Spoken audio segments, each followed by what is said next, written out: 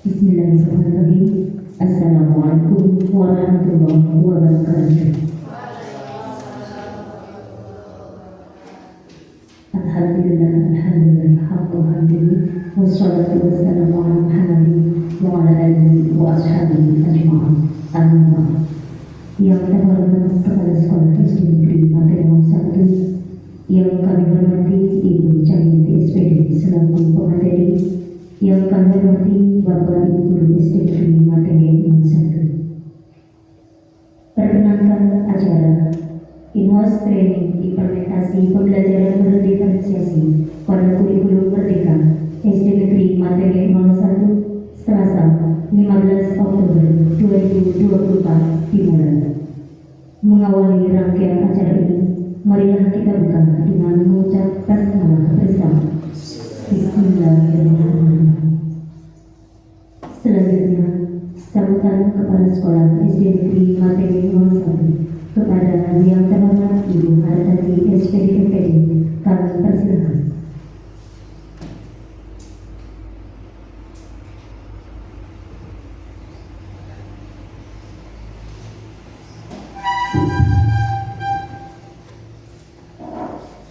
Bismillahirrahmanirrahim. Assalamualaikum warahmatullahi wabarakatuh. Yang saya hormati Ibu pemateri IHT pada siang hari ini, yang saya hormati Bapak Ibu Guru SD Materi 01, puji dan syukur senantiasa kita panjatkan kehadirat Allah Subhanahu wa Ta'ala, karena pada kesempatan kali ini kita bisa bersilaturahmi untuk melaksanakan implementasi pembelajaran berdiferensiasi pada kurikulum Merdeka yang akan disampaikan oleh pemateri kita Ibu Cahyati SPD. Untuk kali ini ya, saya ucapkan selamat datang Bu Ica ya di SD Materi 01, walaupun memang mungkin kurang tepat pada siang hari ini dilaksanakan IHT karena memang jamnya jam ngantuk ya, tapi walaupun demikian tidak akan mengubah rekan-rekan guru untuk selalu menyimak apa yang nanti akan disampaikan oleh pemateri. Nah, di sini saya atas nama Kepala SD Materi 01 berbagai kegiatan mungkin yang dilaksanakan, mohon maaf baru kali ini saya kesini ya, mungkin udah lama direncanakan tapi baru ada kesempatan. Ini juga sebagai bentuk tanggung jawab saya sebagai Kepala SD Materi 1, walaupun bagaimana ya tetap saya harus melaksanakan pertemuan ini. Kemudian karena SD kami yang mungkin SD pemateri juga sebagai penyandang SD terbaik ya, SD yang berprestasi dari pemerintah, kita sudah mendapat dana yang sangat besar. Tentunya SD yang notabene mendapat sekolah prestasi seperti ini harus lebih meningkat dan lebih baik, karena itu juga terbaik dari SD-SD yang tidak mendapat sekolah terbaik. Dari segi kita mengajar dan lain-lainnya, karena bentuk penghargaan dari pemerintah sudah sangat besar terhadap kita. Maka dari itu kita sebagai warga SD, alhamdulillah saya di sini juga bersyukur, dan mudah-mudahan rekan-rekan guru semua dan kita satu keluarga SD Materi 1 bisa memanfaatkan dana tersebut sebagai bentuk rasa tanggung jawab kita terhadap pemerintah, menjadikan sekolah kita benar-benar sekolah berprestasi seperti yang diharapkan oleh pemerintah. Dan pada nanti pemateri akan memaparkan pembelajaran yang mungkin tidak asing lagi buat kita, tetapi kita perlu memperjelas dan lebih jelas karena beliau pemateri adalah sekaligus sebagai guru penggerak ya, dan mudah-mudahan berbagai ilmu yang akan dia sampaikan kita juga akan mendengarkan sekaligus ya memberikan aplaus buat beliau, dan nantinya kita akan melaksanakan anjuran-anjuran yang mungkin sangat bermanfaat bagi pembelajaran. Mungkin itu pada intinya selama melaksanakan IHT dan selamat melaksanakan tugas untuk Bu Ica ya. Semoga nanti yang disampaikan kita semua bisa mengambil hikmah dan manfaat, dan selanjutnya bisa menyampaikan ya di pembelajaran di dalam kelas dan untuk kemajuan SD materi 01. Sekian, wassalamualaikum warahmatullahi wabarakatuh.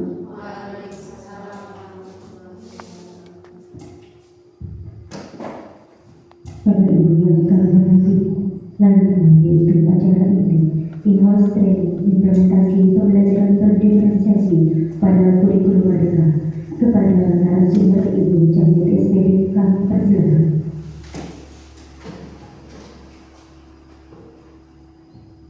Assalamualaikum warahmatullahi wabarakatuh. Yang terhormat Kepala SD Negeri Matengeng 01 serta Bapak Ibu Guru SD Negeri Matengeng 01 yang berbahagia. Seraya memanjatkan puji syukur kehadiran Allah Subhanahu wa Ta'ala atas limpahan rahmat dan karunia-Nya. Alhamdulillah, pada hari ini kita semua diberi kesempatan untuk bertemu secara luring dalam kegiatan in-house training pembelajaran berdiferensiasi implementasi kurikulum merdeka. Sholawat serta salam semoga tercurah limpah kepada junjungan kita semua, Habibana wa Nabiyana Muhammad Sallallahu Alaihi Wasallam. Semoga syafaatnya sampai kepada kita semua selaku umatnya. Amin ya rabbal alamin. Bapak Ibu sekalian, saya mengucapkan terima kasih utamanya kepada Ibu Kepala SD Negeri Matengeng 01 yang telah memberikan kesempatan kepada saya pribadi untuk dapat berdiri di sini bertatap muka dengan Bapak Ibu guru senior saya tentunya yang lebih segalanya dari saya, baik dari segi pengalaman maupun segi wawasan. Saya berdiri di sini untuk membersamai Bapak Ibu. Kita akan belajar bersama, mempelajari kembali apa itu pembelajaran berdiferensiasi. Seperti yang sudah diketahui Bapak Ibu, saya tidak perlu memperkenalkan diri. Nama saya Cahyati Apriani. Saya guru kelas 6 di SD Negeri Ciwalei 03, Kecamatan Dayuluhur, Kabupaten Cilacap. Alhamdulillah, pada hari ini saya diberi kesehatan dan kesempatan untuk hadir di SD Negeri Matengeng 01. Sebelum kita memulai kegiatan pada hari ini, ada satu video yang akan kita simak bersama-sama. Video ini nantinya akan menuntun kita, memberi gambaran kepada kita semua apa yang akan kita pelajari di slide selanjutnya.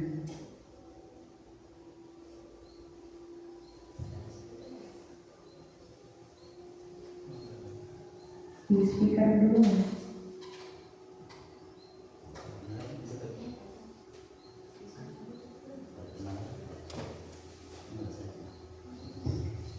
Jadi Bapak Ibu, di sini ada video animasi cerita hewan. Tapi nanti implementasinya bisa kita kaitkan dengan kehidupan kita, kehidupan pembelajaran atau kegiatan pembelajaran di sekolah. Jadi dari video ini nanti kita akan mendapat gambaran apa itu pembelajaran berdiferensiasi. Yang namanya pembelajaran berdiferensiasi itu memang sudah tidak asing lagi di kalangan kita insan pendidikan, tetapi memang pada kenyataannya untuk melaksanakan dari segi merancang, menyusun, sampai menerapkan tentunya itu perlu persiapan.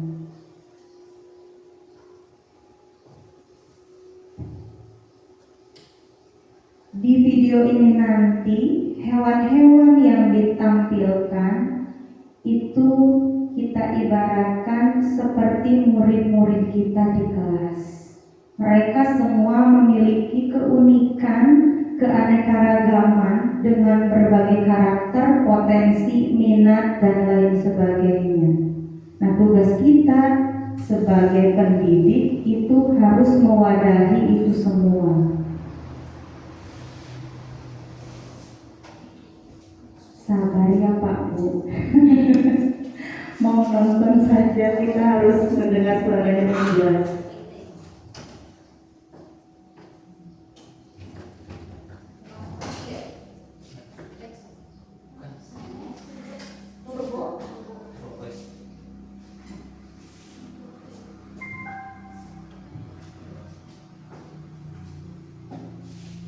Durasinya tidak panjang, kalau tidak salah itu sekitar 9 menit. Hutan adalah salah satu tempat hidup beraneka ragam hewan dan makhluk hidup lainnya. Hutan merupakan rumah bagi mereka.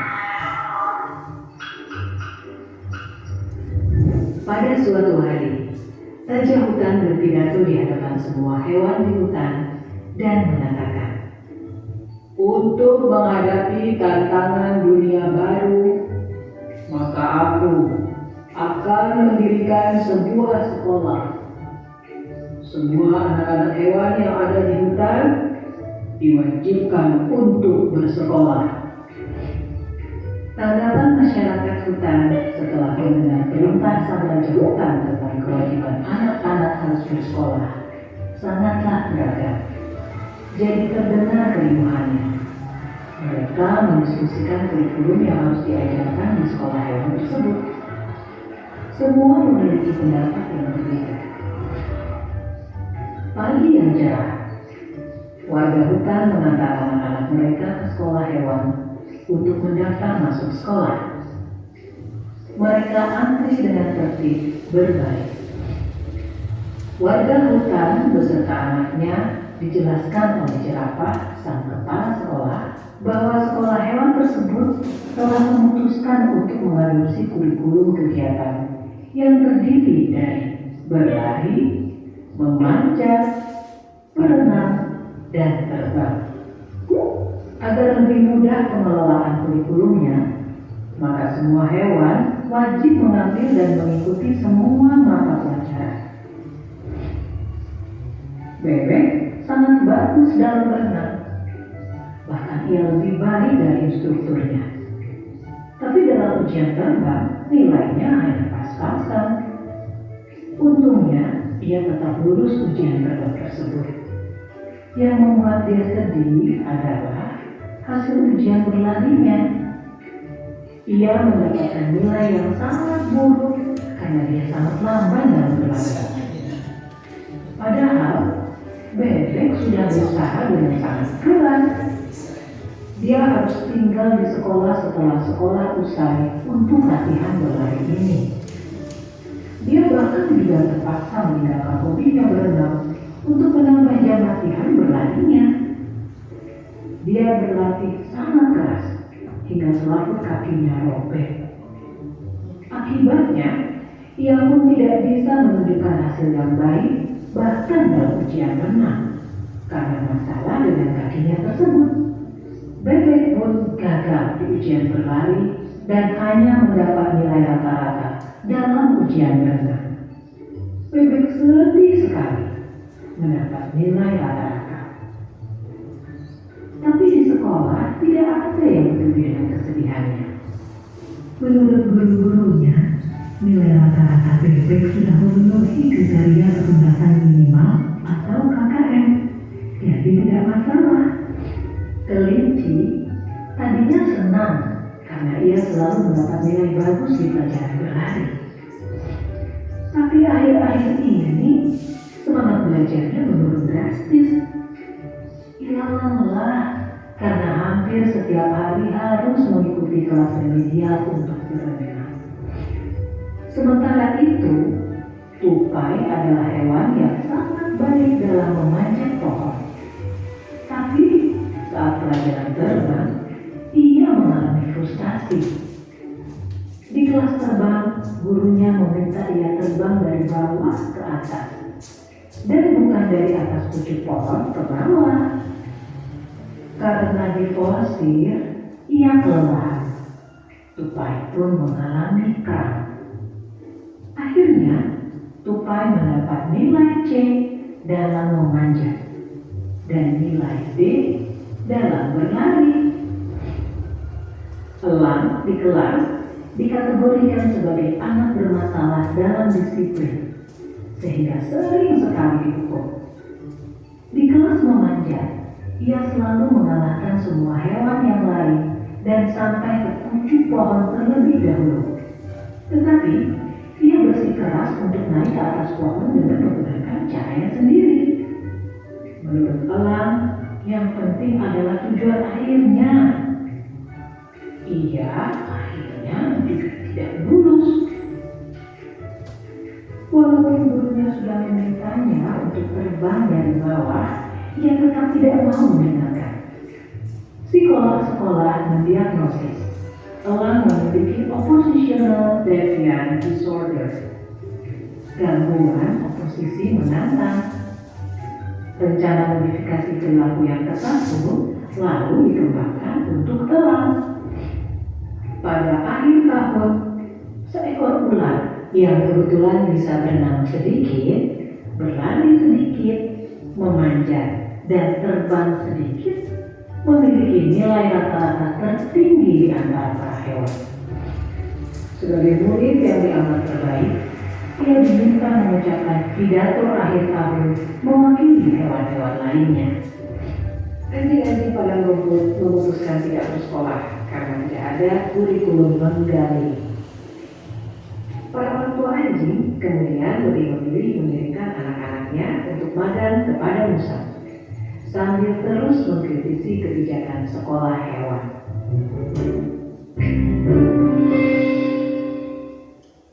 Ya, videonya sudah berakhir. Di sana dapat kita lihat Bapak dan Ibu di hutan ada sebuah sekolah, memiliki kepala sekolah, kemudian ada kurikulum dan mata pelajaran juga. Tapi ternyata potensi setiap siswa hewan itu berbeda-beda. Tidak bisa kita paksakan sesuatu hal kepada anak didik. Sehingga tujuan kegiatan kita pada hari ini yang pertama, Bapak dan Ibu sekalian dapat memahami apa itu pembelajaran berdiferensiasi. Setelah Bapak Ibu memahami apa itu pembelajaran berdiferensiasi, selanjutnya Bapak Ibu dapat menyusun, dapat merancang modul ajar yang nantinya dapat diimplementasikan pada pembelajaran di kelas Bapak Ibu masing-masing. Pembelajaran berdiferensiasi adalah pembelajaran untuk mendukung semua murid di kelas kita. Dengan apapun potensinya, tugas pendidik adalah memberikan pelayanan sesuai dengan minat peserta didik. Bukan berarti kita harus membuat berbagai modul dengan atau modul yang berbeda-beda dengan materi yang sama, tidak. Modulnya tetap bisa itu, tetapi nanti di dalamnya ada yang didiferensiasikan. Pada kegiatan ini kita akan mempelajari 3 subbab. Yang pertama itu prinsip dari pembelajaran berdiferensiasi. Kemudian yang kedua kita akan mempelajari tentang keragaman peserta didik. Kemudian yang ketiga kita akan mempelajari tentang elemen dari pembelajaran berdiferensiasi. Yang pertama prinsip pembelajaran berdiferensiasi. Yang pertama lingkungan belajar. Jadi lingkungan belajar yang ada di sekolah itu diciptakan bersama-sama utamanya oleh pendidik sehingga mampu atau siswa atau peserta didik mampu merespon pembelajaran dengan baik sesuai dengan kebutuhan mereka masing-masing dalam dunia pembelajaran. Kemudian yang kedua ada kurikulum yang berkualitas. Kurikulum di sini mampu menaungi siswa dengan kebutuhan atau kemampuan yang berbeda-beda, baik itu peserta didik dengan kebutuhan di bawah rata-rata sedang, dan di atas rata-rata semuanya harus ternaungi dalam kurikulum tersebut. Kemudian yang ketiga, asesmen. Kalau sekarang kita menyebutnya penilaian. Penilaian yang dilakukan itu ada dua. Yang pertama adalah penilaian formatif di awal. Kemudian kelanjutannya kita melaksanakan penilaian sumatif. Penilaian formatif yang kita lakukan di awal itu yang akan menjadi acuan bagaimana kita merencanakan pembelajaran selanjutnya di kelas. Bisa melalui angket, bisa melalui pengamatan, atau bisa melalui observasi. Itu bisa disesuaikan dengan pendidiknya itu sendiri.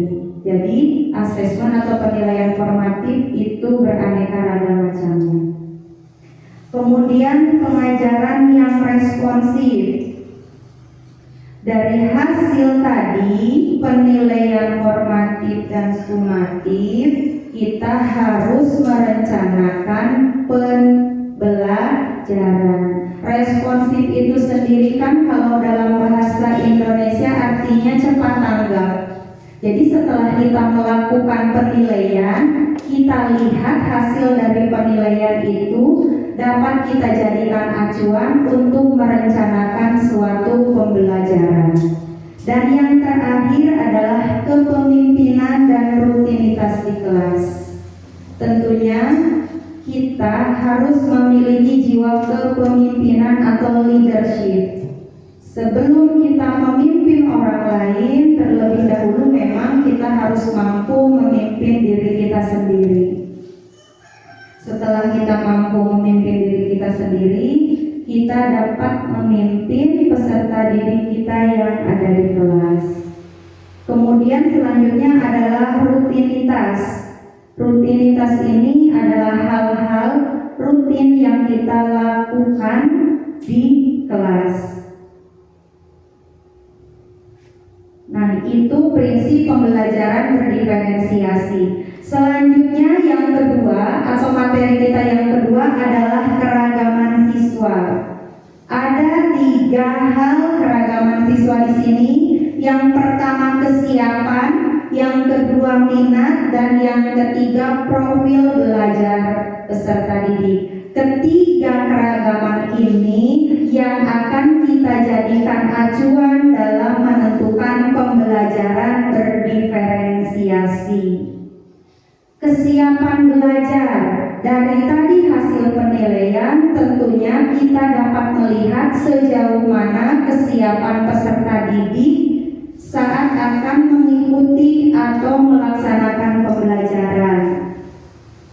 Nah, nanti kita dapat menentukan materi atau strategi dan asesmen yang sesuai dengan kesiapan belajar peserta didik. Yang kedua minat, seperti dicontohkan tadi di sekolah hewan, tidak hanya hewan, manusia pun beraneka ragam atau unik. Minatnya pun berbeda-beda setiap anak. Nah, saat kita mengetahui minat anak, itu juga dapat membantu kita dalam menyusun pembelajaran berdiferensiasi. Dari mana kita mengetahui minat anak? Dari tadi hasil penilaian formatif. Kemudian yang ketiga, profil belajar murid. Siswa memiliki gaya belajar yang berbeda-beda satu dengan yang lain. Pembelajaran dilakukan sesuai dengan keberagaman profil belajar siswa. Profil belajar di sini biasanya berkaitan dengan gaya belajar. Ada siswa yang gaya belajarnya visual, ada siswa yang gaya belajarnya auditory, ada juga yang kinestetik.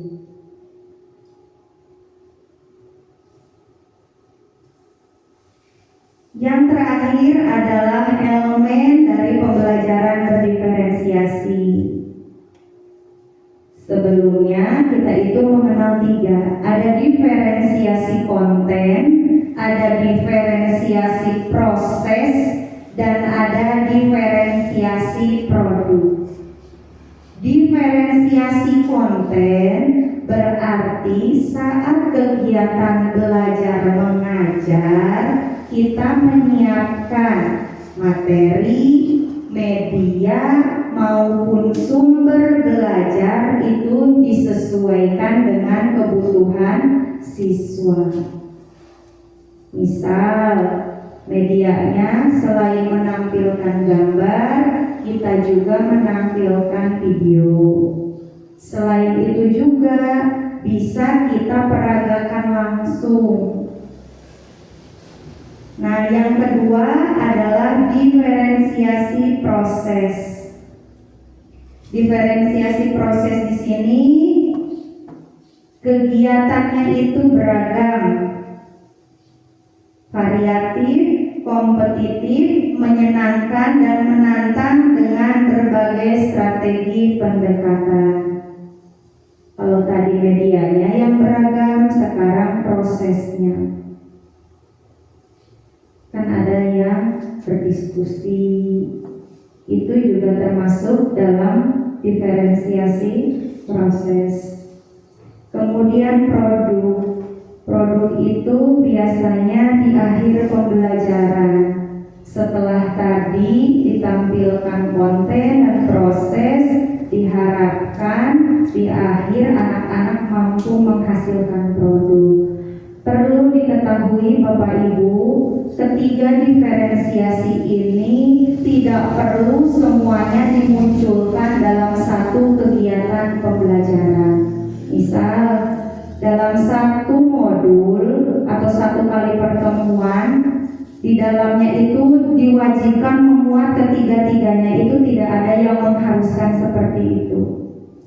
Boleh salah satu. Misal dalam kegiatan itu kita hanya melakukan diferensiasi konten menggunakan berbagai media dan sumber, itu tidak apa-apa. Tidak ada yang mewajibkan ketiga-tiganya muncul dalam modul ajar. Apalagi kita sendiri yang mengetahui potensi dan minat dari peserta didik masing-masing. Karena di kurikulum Merdeka, di modul ajar, kita itu diberi kebebasan untuk menyusun segala sesuatu kegiatan pembelajaran yang disesuaikan dengan keadaan peserta didik masing-masing. Dan yang terakhir di sini ada lingkungan belajar. Jadi kita harus menciptakan lingkungan belajar yang positif, yang menyenangkan bagi anak. Materinya sudah sulit, ternyata medianya hanya satu, prosesnya juga hanya mendengarkan ceramah saja, tidak menghasilkan produk, kemudian suasana di kelasnya juga kurang kondusif, pasti itu akan berpengaruh terhadap minat belajar peserta didik.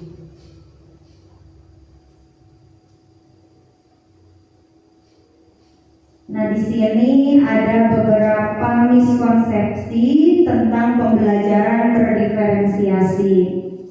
Yang pertama, pembelajaran berdiferensiasi bukanlah berarti bahwa guru harus mengajar dengan 28 cara yang berbeda untuk mengajar 28 orang murid. Kemudian yang kedua, bukan pula guru harus memperbanyak jumlah soal untuk murid yang lebih cepat bekerja dibandingkan yang lain. Kemudian pembelajaran berdiferensiasi juga bukan berarti guru harus mengelompokkan yang pintar dengan yang pintar dan yang kurang dengan yang kurang. Bukan pula memberikan tugas yang berbeda untuk setiap anak. Karena tadi miskonsepsi tersebut, bukan berarti pula pembelajaran berdiferensiasi adalah pembelajaran yang tidak jelas atau semrawut, yang gurunya kemudian harus membuat perencanaan berbagai macam, sampai-sampai harus meminta bantuan kepada orang lain.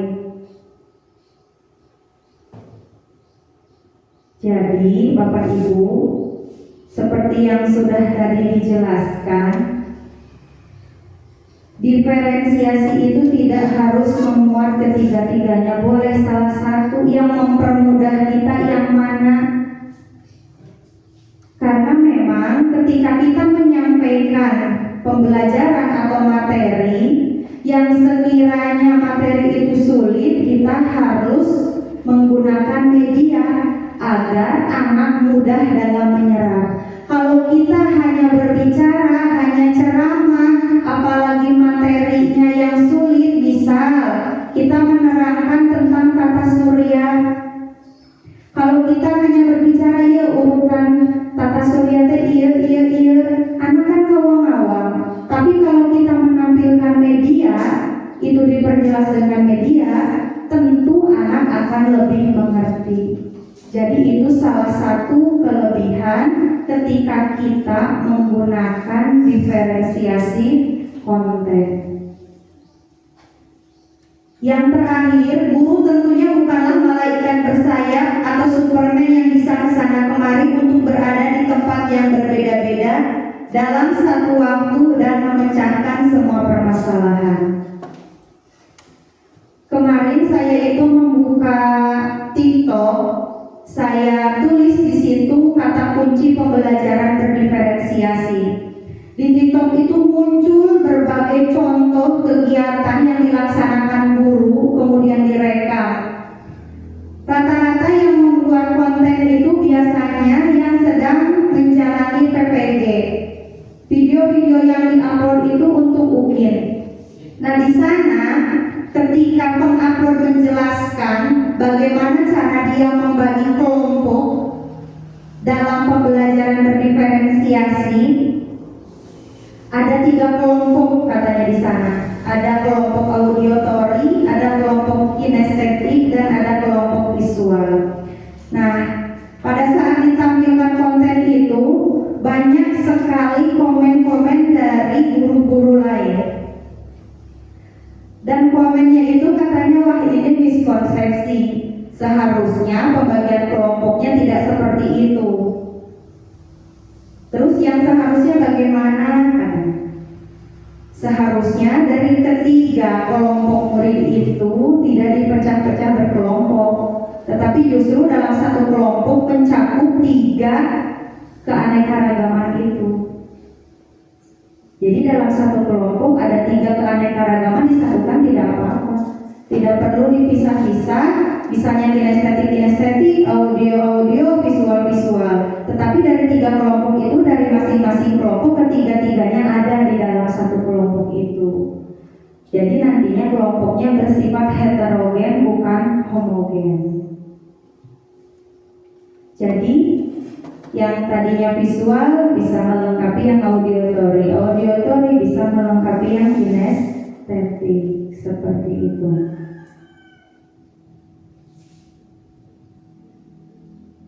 Ini ada pengertian lain dari pembelajaran berdiferensiasi. Di sini disebutkan bahwa pembelajaran berdiferensiasi adalah serangkaian keputusan masuk akal yang dibuat oleh guru yang berorientasi kepada kebutuhan murid. Ya tadi berarti kita mengupayakan pembelajaran untuk memenuhi kebutuhan peserta didik yang beraneka ragam.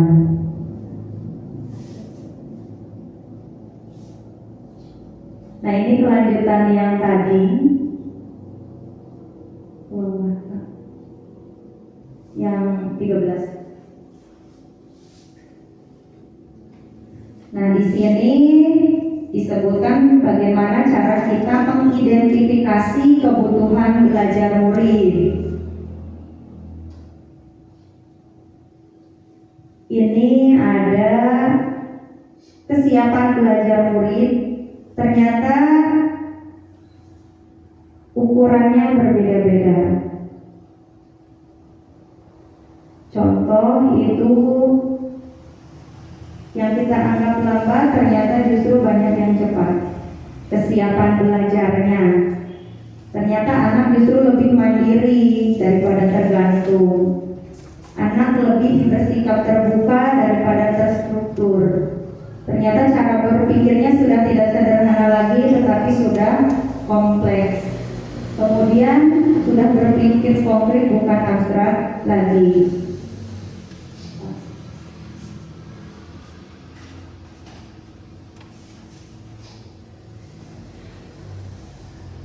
Ini ada salah satu contoh kasus, bukan kasus ya, contoh apa? Fenomena pembelajaran. Di sini dicontohkan Ibu Lucy akan mengajar pelajaran matematika. Tujuan pembelajaran yang ia tetapkan adalah murid dapat menyajikan dan menyelesaikan masalah yang berkaitan dengan keliling bangun datar. Ia kemudian membuat pemetaan kebutuhan belajar dan memberikan penugasan seperti di bawah ini. Ada 3 kategori murid. Yang pertama, beberapa murid telah memahami konsep keliling, dapat melakukan operasi hitung dasar. Tugasnya ada di bawahnya. Kemudian ada beberapa murid telah memahami konsep keliling, namun belum lancar dalam melakukan operasi hitung dasar. Yang ketiga, ada beberapa murid belum memahami konsep keliling. Materinya sama, tetapi ternyata kesiapan belajar dari murid tersebut itu berbeda-beda.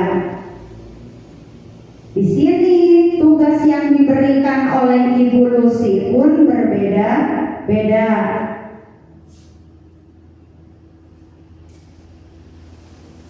Nah, tugas yang pertama itu sudah diberikan soal-soal untuk dikerjakan. Kemudian yang kedua, diperlukan benda-benda konkret untuk membantu siswa dalam menghitung keliling bangun datar. Kemudian untuk siswa yang belum memahami konsep keliling, ini mendapatkan pembelajaran atau pemahaman yang lebih mengenai materi konsep keliling.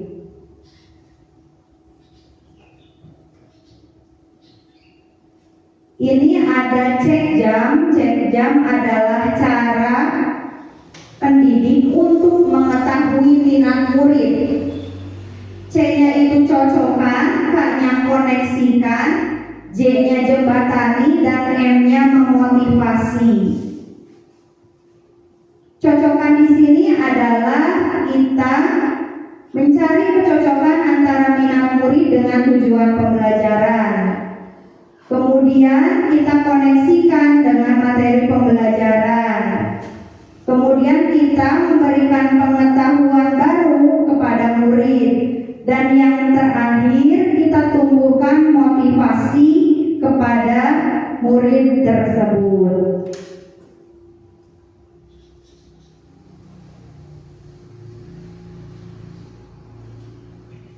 Ini adalah contoh kegiatan pembelajaran untuk mengetahui minat murid. Ibu Zainab ingin mengajarkan murid-muridnya keterampilan membuat tulisan teks prosedur. Ia kemudian melihat pada catatan yang dimilikinya, ia menemukan bahwa di kelasnya ada 8 orang yang menyukai olahraga, 6 orang menyukai sains, 4 orang prakarya, dan 2 orang yang gemar memasak.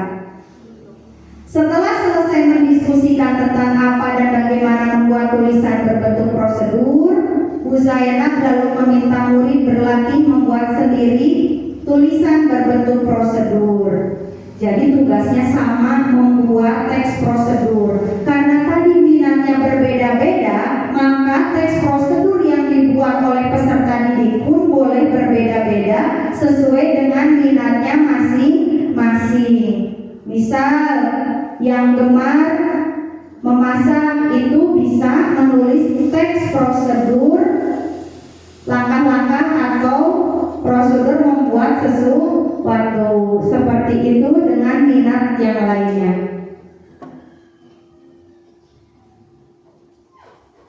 Nah, ini profil belajar murid yang Yang mempengaruhi profil belajar murid ini ada beberapa. Yang pertama ada lingkungan, ada budaya, dan ada multiple intelligence atau kecerdasan majemuk. Ini yang dapat mempengaruhi profil belajar murid.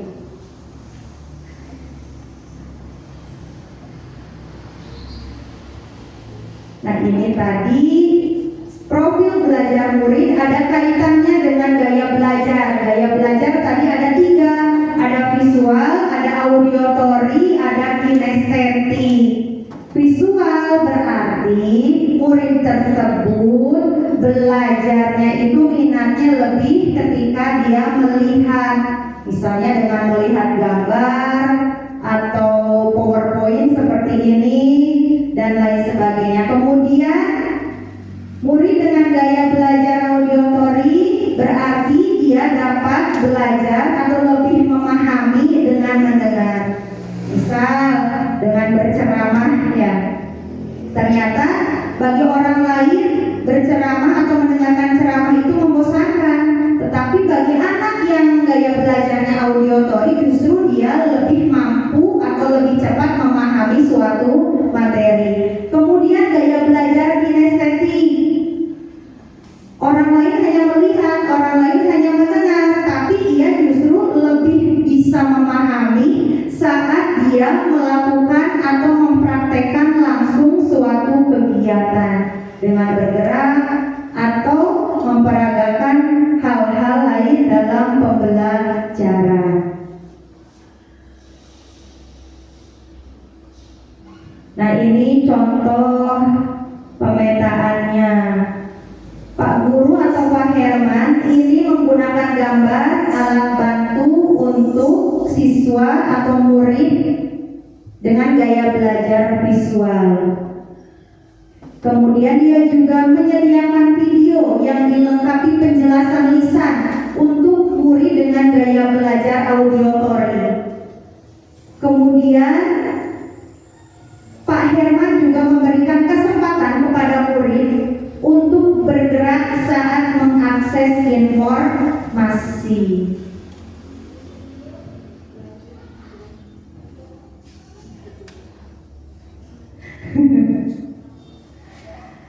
Jadi Bapak Ibu, inti nama diferensiasi itu ada 3. Ada diferensiasi konten, ada diferensiasi proses, ada diferensiasi produk. Itu 3 tidak harus semua kita munculkan dalam kegiatan pembelajaran. Kalau itu semua dimunculkan, kita sendiri yang ribut. Nyiapkan materi nanya, nyiapkan media terus kita berpikir proses nanti itu dia, terus di akhir harus membuat produk. Selain menguras pikiran, otomatis juga ada biaya yang dikeluarkan. Silakan mana saja yang mudah kita lakukan atau implementasikan dalam pembelajaran. Selain ketiga diferensiasi ini, intinya yang paling utama sebenarnya adalah kita harus menciptakan lingkungan belajar yang kondusif terlebih dahulu. Ketika lingkungan belajar sudah kondusif, meskipun tanpa diferensiasi ini, pasti anak akan antusias dalam pembelajaran. Dan inti nama, ketiga diferensiasi ini dimunculkan memang pada saat kurikulum merdeka, tetapi pada kurikulum sebelumnya pun kita sudah melaksanakan, akan tetapi kita tidak tahu namanya. Padahal ia teh osok dilakukan ku urang teh, tapi urang teh teu apal ieu teh termasuk pembelajaran berdiferensiasi. Gitu. Jadi sanes gara-gara aya kurikulum merdeka terus ujuk-ujuk aya pembelajaran berdiferensiasi.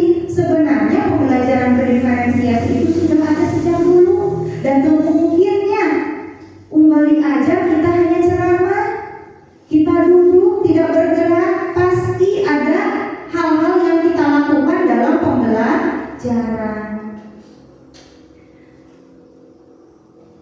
Kemudian tadi yang kaitannya dengan profil murid itu ada 3 gaya belajar.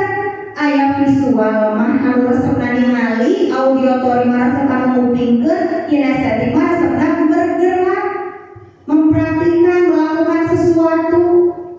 gaya belajar murid.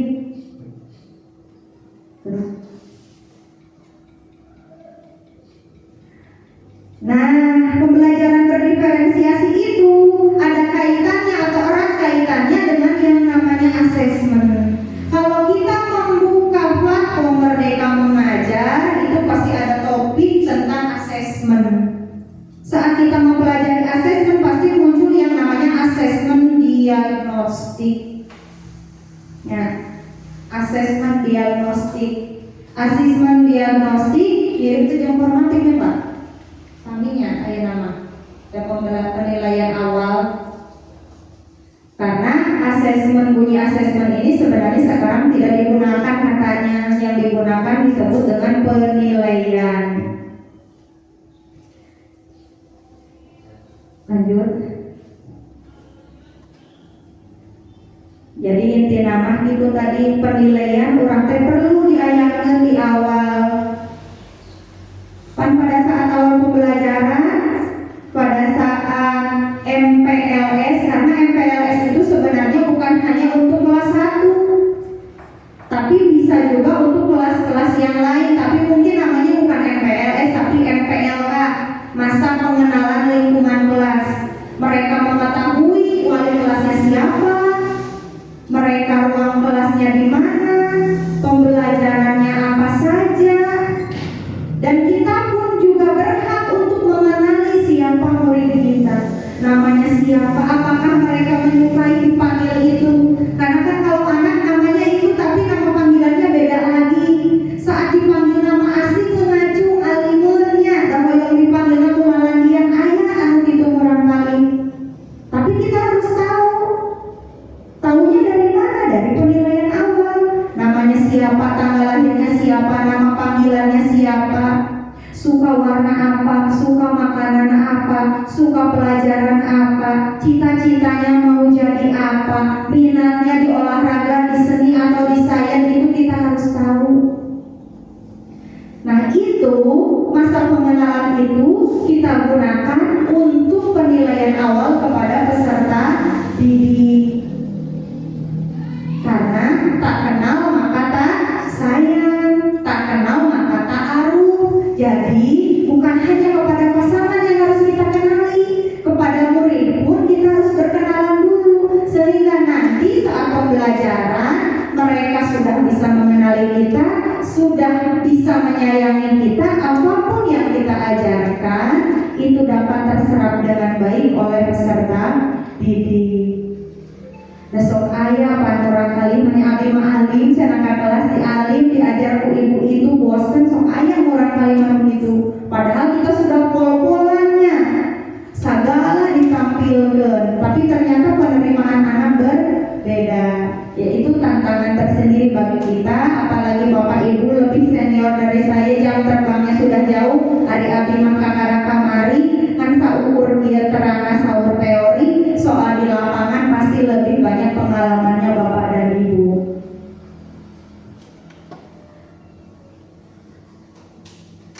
Nah ini tadi masih asesmen dan pembelajaran berdiferensiasi masih sama.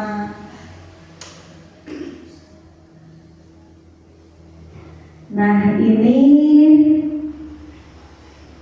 salah satu kata motivasi yang dicetuskan oleh Bapak Pendidikan kita Ki Hajar Dewasara. Serupa seperti para pengukir yang memiliki pengetahuan mendalam tentang keadaan kayu, jenis-jenisnya, keindahan ukiran, dan cara-cara mengukirnya.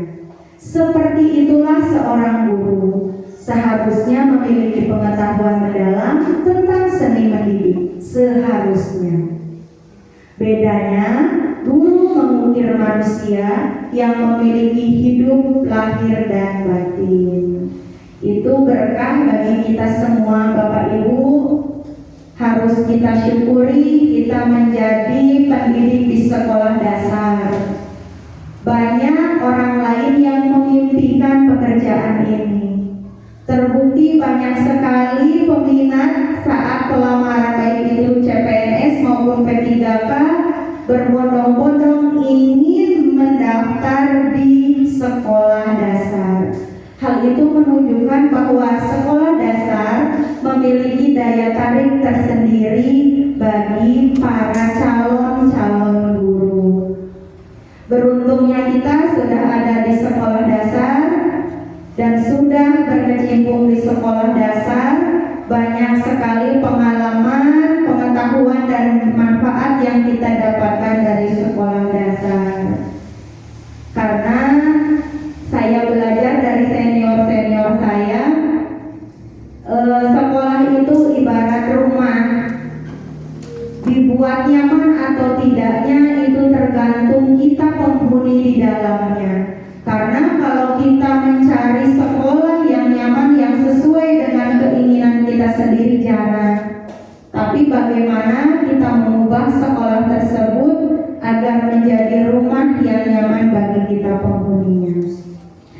Bapak Ibu sekalian, itu materi yang dapat saya sampaikan.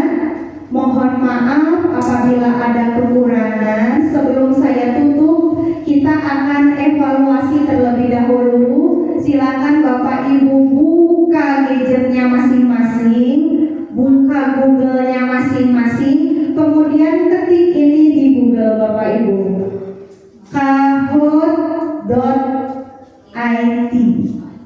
Silakan dibuka.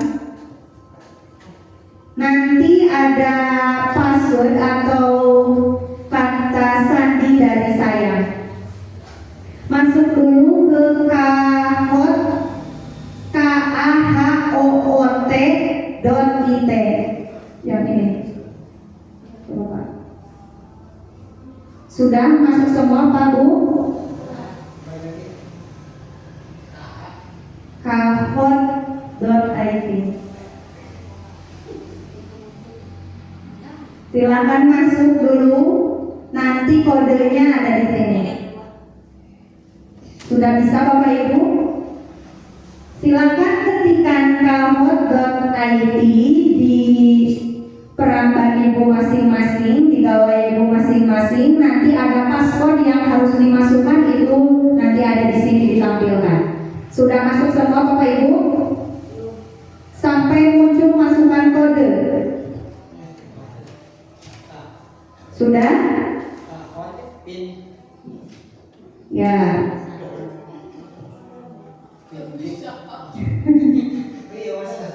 Ya, nanti di sini ada pinnya, tinggal dimasukkan.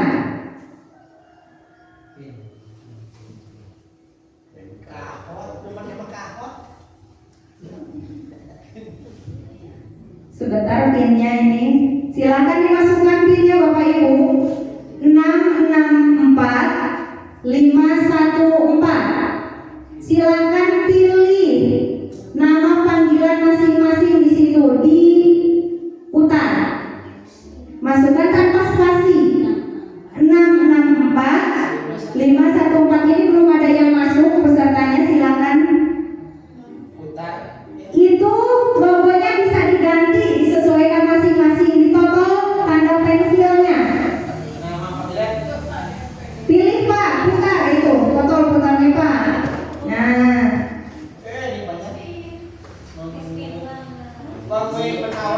oh udah mulai ya? Udah masuk belum Pak Bu?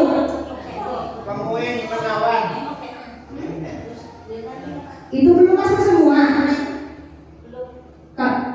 Kalau belum masuk ini diulangi lagi. Belum masuk? Bentar ganti pin lagi, tapi harus cepet. Karena ini nanti start duluan. Ulangi Pak.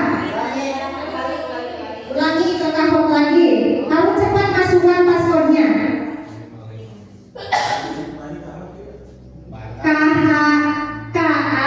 kahoot.it.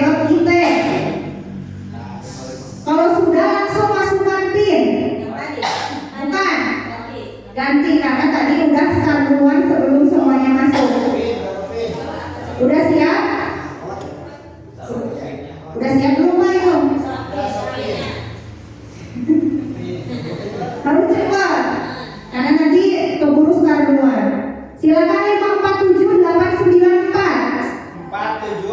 547 894. Ya, putar. Ayo masuk semua. Terus baru 1, 2, 15 menit lagi akan dimulai. 894, cepat Pak. Sudah? Ayo cepat, sudah 4, 11 detik lagi dimulai. Ya, cepat Pak. Putar.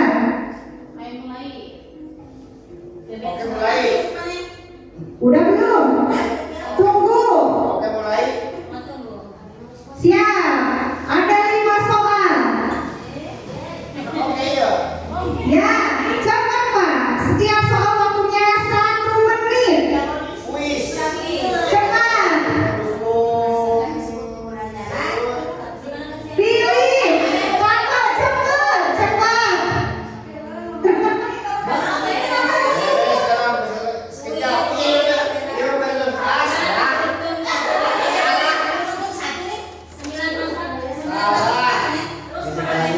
Udah dijawab?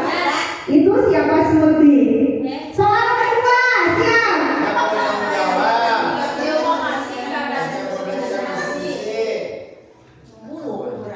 Cepat, 1 menit.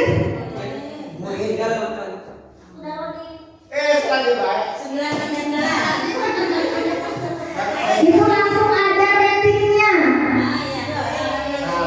Siap. Soal ketiga.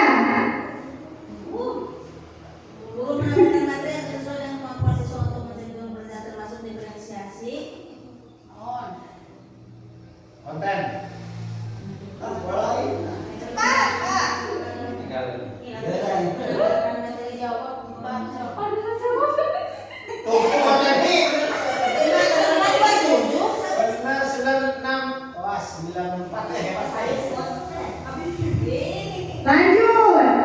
Pertanyaan keempat. Meskipun benar tapi lambat, itu skornya kecil.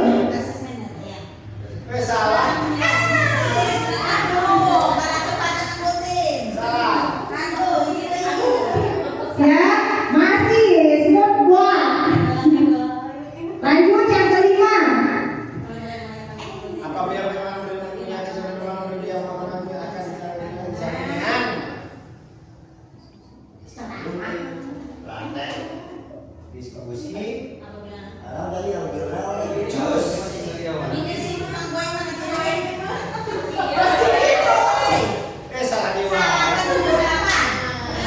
Yang kita lihat peringkatnya Bapak Ibu. Peringkat pertama itu smooth buat. Udah selesai. Nah, itu tadi Bapak Ibu salah satu contoh aplikasi yang dapat kita gunakan sebagai asesmen bagi anak. Bisa.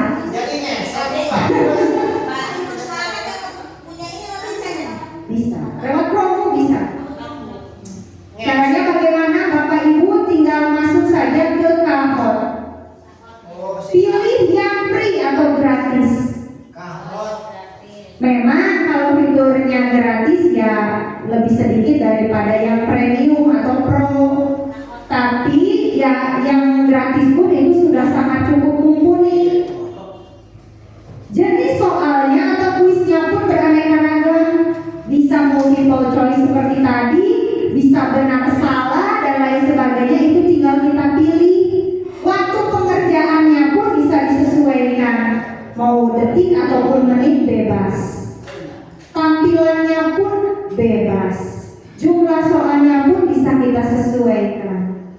Jadi kalau kita menggunakan ini, apalagi sekolahnya sudah memiliki Chromebook, itu bisa dilaksanakan. Kalau seperti Ciwares 3 kan Chromebook tidak punya. Ya. Jadi pada itu ia berhubungan sarang TIKT ya lebih sulit. Contoh saja kelas 6 kan ada materi membuat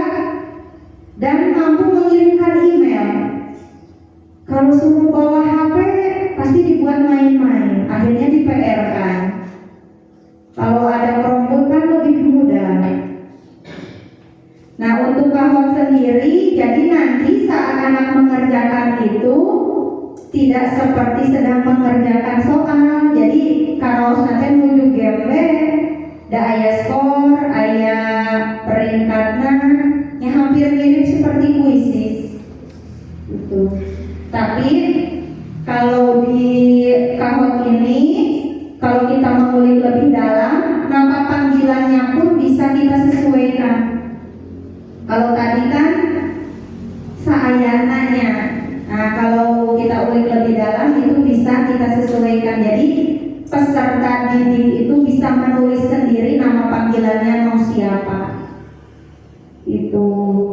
Kemudian untuk skor ini bukan dalam arti nanti terlihat siapa yang ada di atas rata-rata dan di bawah, tidak. Ya ini seru-seruan, tapi di dalamnya ada muatan pembelajaran gitu. Jadi Bapak Ibu mau tidak mau, karena kita berada di abad 21, teknologi memang erat kaitannya dengan pembelajaran. Jadi bukan lagi sesuatu yang tabu, teknologi itu bisa kita manfaatkan.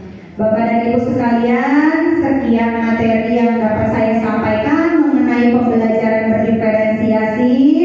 Kurang lebihnya mohon maaf. Apabila ada tutur kata atau perlakuan yang kurang berkenan di hati Bapak dan Ibu, saya memohon maaf.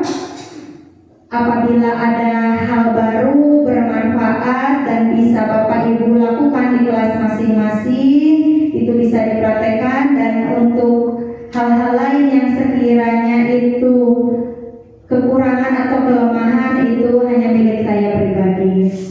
Kurang lebihnya mohon maaf. Wassalamualaikum warahmatullahi wabarakatuh.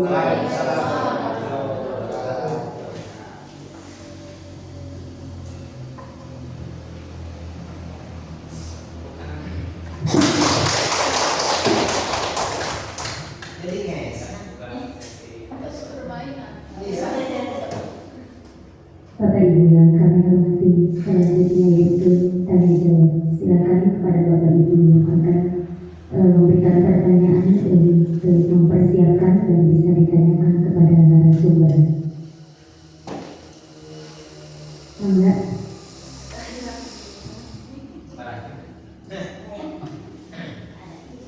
Bismillahirrahmanirrahim. Assalamualaikum warahmatullahi wabarakatuh. Terima kasih atas waktunya Bu. Dalam hal ini saya sangat berubah, yakin dengan adanya kita seperti ini. Ternyata seorang guru sekarang harus ditampilkan lebih baik lagi dan lebih baik lagi. Dari yang perlu saya tanyakan itu, dikala anak Bu, pada saat pembelajaran situ kita kan harus menarik apa sih yang harus dipelajari pada saat itu supaya anak itu bisa tertarik ya. Nah dalam hal ini Bu, yang saya sangat sulit Bu, menerapkan kalimat yang harus betul menarik anak supaya terfokus kepada pendidik kita, kepada materi itu yang disampaikan ya, yang betul-betul anak itu bisa berjalan lancar. Maksudnya dikala kita memberikan materi Bu, malah banyak anak yang mungkin salah satunya adalah cara penyampaian yang kurang baik lah mungkin. Karena apa? Karena ternyata anak didik saya itu jumlahnya 16. Jadi anak tersebut tidak begitu mungkin tidak begitu enjoy ya. Mungkin dari perkataan saya dan sebagainya. Minta penjelasan dari sarannya supaya anak itu minatnya itu akan kelihatan gitu pada saat saya mau berikan materi. Terima kasih.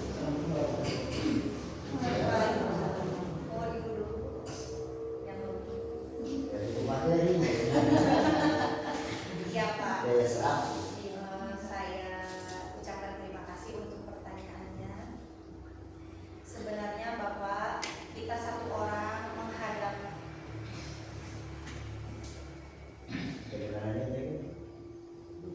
Iya, jadi Bapak, kita ini satu orang dengan murid yang berbelas-belas. Tentunya kita tidak bisa memuaskan semuanya. Penerimaan anakku pun setiap anak pasti berbeda-beda. Seperti tadi saya sebutkan, ada anak yang sudah tertarik dengan kita sehingga apapun yang kita ucapkan nurut, ada yang justru penerimaannya lain. Dan anak itu memang tidak bisa menutupi apa yang dia rasakan. Jadi ditunjukkan tersebut buktina polahna dari buktina nyariosanya teresep gitu. Tapi memang Bapak tidak hanya di Bapak saja ya, di sekolah saya pun kalau murid seperti itu pasti ada. Kahiji, mungkin dia tidak menyukai pembelajarannya, bukan tidak menyukai diri kita sebagai pengajarnya atau pendidiknya. Barangkali di mata pelajaran lain anak tersebut lebih berminat dibanding mata pelajaran yang tidak dia sukai. Kemudian kalau kita berbicara seolah-olah dia tidak menyimak mungkin ya Pak, jadi sakarepna gitu sehingga anu teu merhatikeun. Kalau kita evaluasi mungkin menurut dia kurang menarik, bisa kita ganti medianya bisa. Jadi mungkin anak seperti itu tipe-tipe anak dengan gaya belajar kinestetik, melihat dan mendengar dia boring. Tetapi ketika melakukan aktivitas, misalnya dalam pembelajaran olahraga, dia lebih antusias, bisa seperti itu. Dan itu memang ya anak-anaknya seperti itu. Kita tidak bisa memaksakan untuk menyukai suatu hal kalau memang anak tersebut tidak suka. Tapi pasti Pak, sama laung-laungna budaknya, cepil naon anggar ngupingkeun eta teh, naon nu urang diucapkeun teh anggar pasti ada yang masuk di diri dia. Meskipun dia tidak menyimak secara langsung, tapi indera yang dimiliki di dalam tubuhnya pasti menyerap apa yang kita ucapkan. Dan kita tidak boleh menjudge anak tersebut ya dengan label-label yang tidak baik. Itu karena kita orang tua di sekolah, apapun yang kita ucapkan itu doa. Takutnya nanti ya akan terus seperti itu. Kalau menurut saya cara mensiasatinya tadi yang pertama Pak, kalau Bapak tadi menjelaskannya sambil ceramah berarti harus ditambah dengan media yang lain. Jadi orang kali teh teu siga kekumpul ngupingkeun urang di payung dan beunang bosan ya paungalitan. Tapi kalau ada sesuatu yang baru yang menurut dia menantang atau menarik, dia pasti akan lebih berminat. Da ari di luar mah geuning di luar pembelajaran kalau abi gitu nya. Ari keur diajar mah budak eta teh pikasebeun, tapi ari di luar mah teu. Berarti meureun alimah pembelajaran bukan sebagai kita sebagai wali kelasnya gitu, seperti itu. Ya kita juga tahu bahwa anak itu unik. Dan dari keunikannya itu pasti ada kelebihan. Barangkali di sekolah dasar belum terlihat, tapi nanti di sekolah lanjutan akan terlihat. Mungkin dengan adanya P5 atau pembiasaan-pembiasaan lain di luar pembelajaran utama di kelas itu mampu mewadahi atau kita menampung aspirasi mereka apa sebenarnya atau pembelajaran seperti apa yang mereka inginkan. Kita guru administrasinya banyak, tuntutannya banyak, kadang menyiapkan materi pun itu memang memerlukan waktu yang lebih. Tapi karena kecanggihan teknologi, ada apa Google ya Pak, Google teh, YouTube teh aya YouTube. Kita tinggal download, kita gunakan untuk membantu pembelajaran itu bisa. Kemudian kalau dikaitkan dengan mata pelajaran lain, misalnya dalam pendidikan agama dan budi pekerti, itu salah satu materi tentang kita menghargai sesama. Jadi saat kita tidak menyukai sesuatu, kita harus melihat dulu siapa yang di depan kita. Kita harus menghargai siapa yang berbicara. Kan gitu umum Pak, boro-boro dia gitu di ABG, hari murid itu mah pasti aya bae. Dan sampai sekarang pun mau itu kelas rendah maupun kelas tinggi, di setiap kelas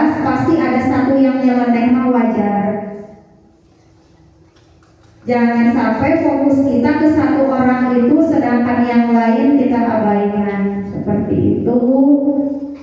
Barangkali Bapak Ibu ada yang mau menambahkan.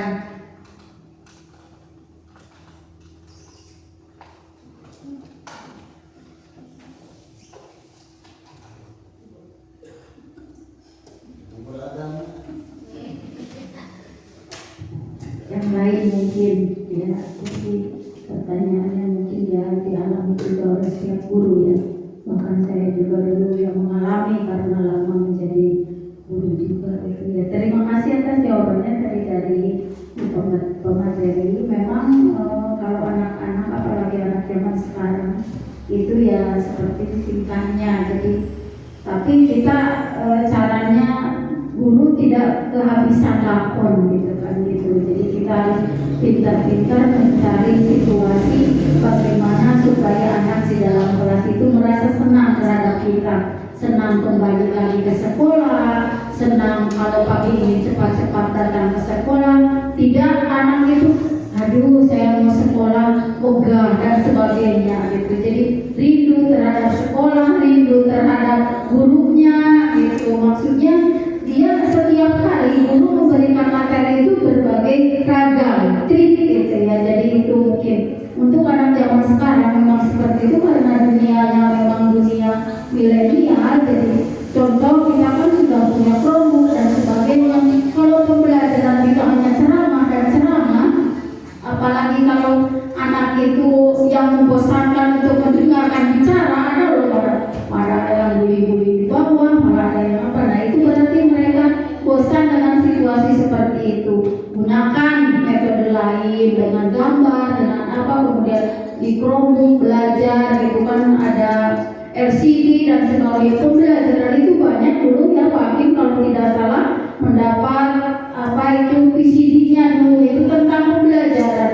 Coba digunakan ya. Nah itu kalau bisa kelas 3 sudah bisa. Kemudian yang terpenting untuk kelas bawah, kelas 1, 2, 3 atau 4 bisa pembelajaran di luar kelas. Pembelajaran itu matematika, kemudian IPS dan sebagainya tidak terpancar di dalam kelas. Jadi boleh pembelajaran di luar kelas, dia kan sambil represi. Mungkin ada kalau dulu menyebutkan nama kota, misalnya nama kota, nama apa dari ibu kota, dia berpasangan. Saya yang Jakarta, dia yang DKI Jakartanya kan ibu kotanya Jakarta, bersatu lari mencari misalnya Sumatera dengan Medan lari, kan itu bisa pembelajaran yang sangat bermakna mungkin.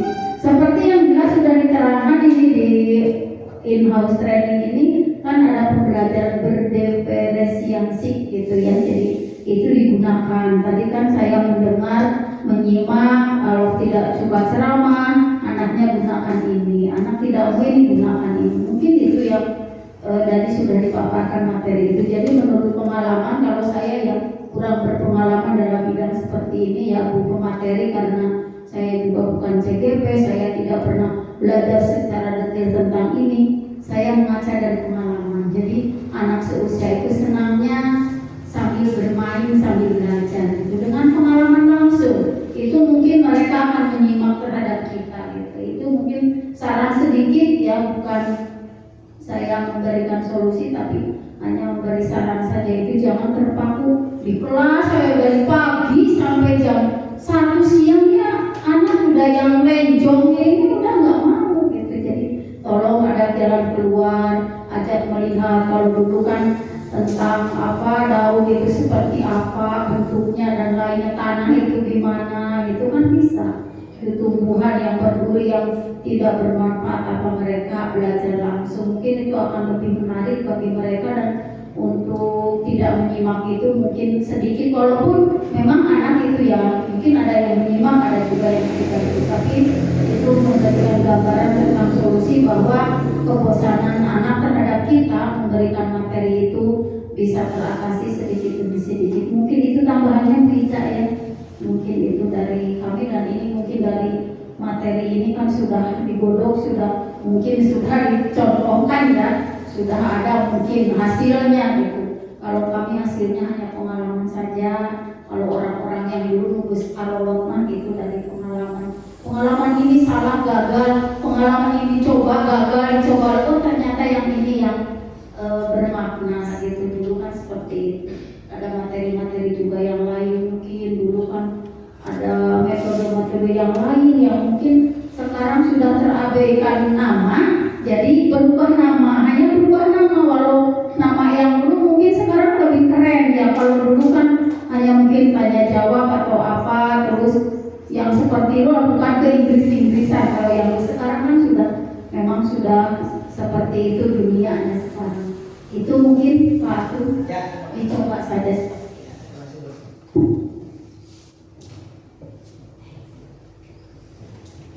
Silakan barangkali ada dari Bapak Ibu yang lain. Sudah cukup? Bapak Ibu yang kami hormati, demikianlah seluruh rangkaian acara in-house training implementasi pembelajaran berdifferensiasi pada kurikulum mereka di SD Negeri Mateng 01 telah dilaksanakan